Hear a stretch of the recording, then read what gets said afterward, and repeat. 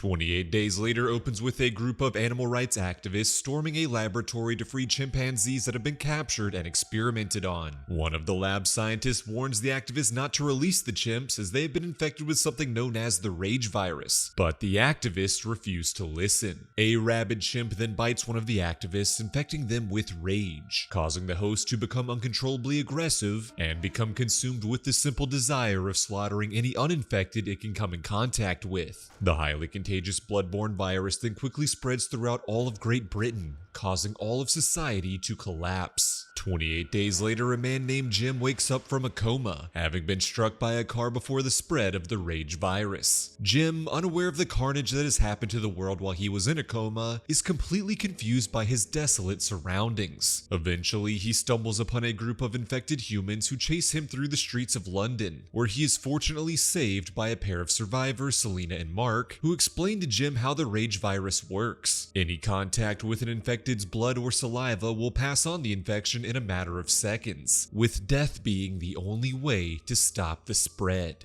Jim then convinces his new companions to come with him to his family home, where he tragically discovers both his mother and father are dead. As Jim lights a candle in memory of them, he inadvertently attracts a horde of infected, who storm into the house and attack the survivors. As Jim and his new allies fend off the attackers, Mark is bitten, prompting Selena to quickly kill him before the infection spreads. Jim and Selena then meet a father and daughter named Frank and Hannah, who welcome them into their home. Despite seemingly being safe from the infected, Frank is determined to reach a military blockade he heard about on the radio that promises food protection and a potential cure for the rage virus. And so, Jim, Selena, Frank, and Hannah all travel together in search of the salvation of the military, evading infected and bonding as a makeshift family along the way. Upon reaching the blockade and discovering it has been deserted, a distraught Frank kicks a gate in frustration, unaware that a dead infected is perched on top, sending a drop of blood falling directly into Frank's eye. As Frank turns, the military arrives, putting him down and taking in Jim, Selena, and Hannah. The soldiers bring the trio to a heavily fortified mansion compound where they meet the unit's leader, Major Henry West. West warmly welcomes them, giving them beds, showers, warm food, and even introducing them to their own captured infected to experiment on, Private Mailer. Unfortunately, West then reveals to Jim his true intentions were to lure women to the compound as a reward for his soldiers to use as their own sex slaves. Disgusted by this, Jim and a soldier named Farrell rebuke West and his loyal minions. And so West orders both of their deaths. As Farrell is killed, Jim manages to escape, racing back to the mansion to rescue Selena and Hannah. Jim frees Maylard to infect the other soldiers, then brutally murders another soldier before he can assault Selena. At first, Selena is scared that Jim's violent rampage is a sign that he has been infected by the rage virus, but upon realizing he is simply there to save her, they embrace with a kiss. As Jim, Selena, and Hannah flee, West attempts to stop them, shooting Jim in the stomach. Fortunately, Mailer attacks West, killing him and allowing the others to escape. In the end, another 28 days pass, and Jim is recovering from his wounds at a remote cottage. When a plane passes by overhead, he joins Selena and Hannah in unfurling a massive banner to catch the plane's attention, in the hopes of being rescued and taken away from Great Britain and its deadly infected inhabitants. You know, when I'm not recapping movies and TV shows, one of my favorite ways to unwind is playing video games. And right now, nothing has captured my attention more than War Thunder, a free-to-play epic military action game with land, air, and sea vehicles spanning an entire century. I love how War Thunder captures the scale and intensity of battles with military vehicles, and there's such a massive array of options to choose from, including iconic tanks, aircraft, helicopter ships, and even rare prototypes, spanning from the mid-20th century to today. Military vehicle enthusiasts will appreciate the level of detail in both appearance and gameplay, as each vehicle has its own unique characteristics and behave differently in combat. This variation allows players to choose their own playstyle, whether it be breaking through the front line in a tank, providing air support in a helicopter, or engaging in dogfights high above the battlefield. One of my favorite things about War Thunder is its unique damage model. There's no traditional health bar for vehicles. Instead, hitting vehicles in specific areas creates reactionary effects. So destroying a tank's tracks will immobilize it, while shooting an aircraft's fuel tank will cause it to catch fire. War Thunder recently launched their Hornet Sting update, which includes graphical enhancements custom maps to make battles look and sound even more authentic, overhauled naval battles that feel even more epic, and they've also introduced new vehicles like the Su-30 and FA-18. So download War Thunder for free today on Xbox, PlayStation, and PC using my link in the description. All new players and those who haven't played War Thunder for half a year or more will receive some special bonuses: 100,000 Silver Lions, a special Decorator Eagle of Valor, and more. You can also fully immerse yourself in the exciting battles in War Thunder Mobile, an epic mobile multiplayer action game. Download and play it for free on iOS and Android using the link in the description.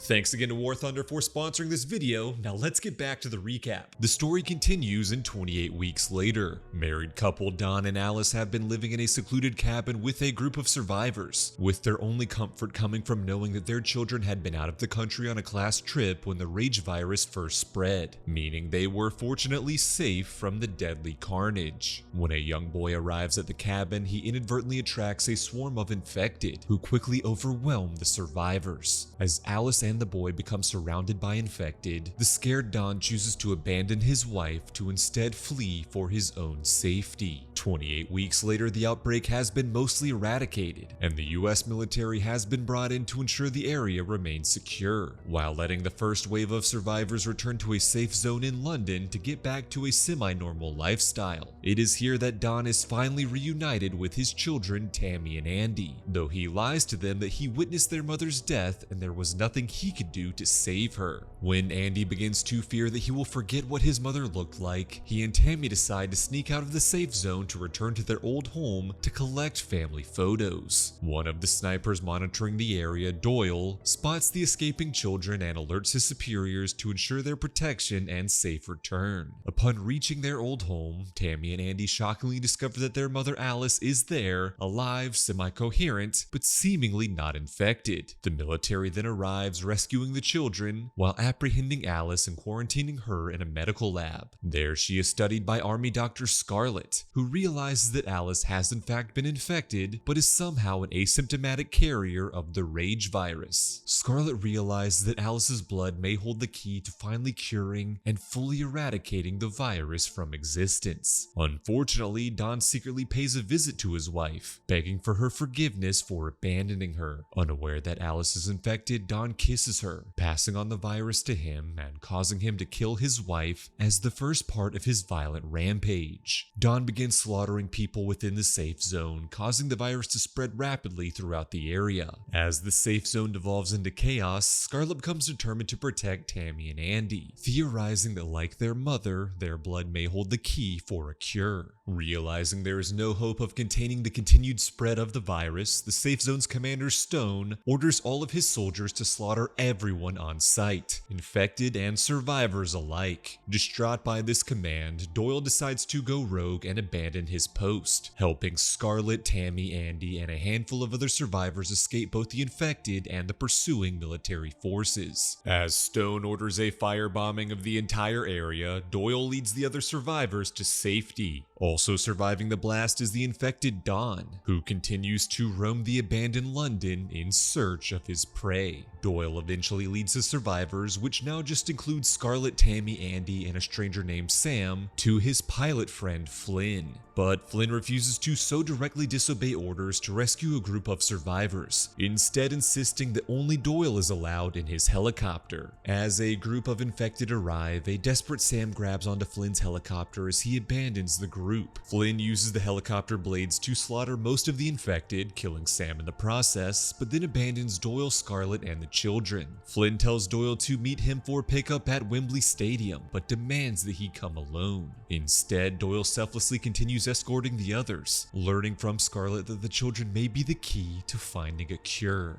When the military arrive with nerve gas and flamethrowers to use against the infected, Doyle sacrifices himself to help the others escape. As Scarlet, Tammy, and Andy flee through the London Underground to reach the stadium, they are confronted by Don, who kills Scarlet and bites Andy. Tammy reluctantly kills her infected father to save her brother, who thankfully, like his mother, is an asymptomatic carrier, thereby resisting the effects of the virus. Tammy and Andy then reach Wembley Stadium, where they are rescued by the reluctant Flynn, who flies them to safety. Unfortunately, that safety is quickly threatened, as 28 days later, the infection has escaped London and begun to overtake Paris, France.